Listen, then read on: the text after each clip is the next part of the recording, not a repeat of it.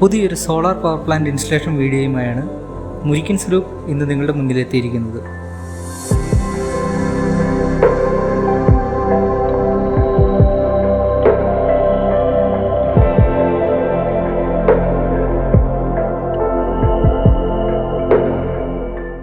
പട്ടാമ്പിയിലുള്ള ഈ ഒരു home appliances showroom മുഴുവനായും പ്രവർത്തിക്കുന്നത് സോളാർ എനർജിയിലാണ്.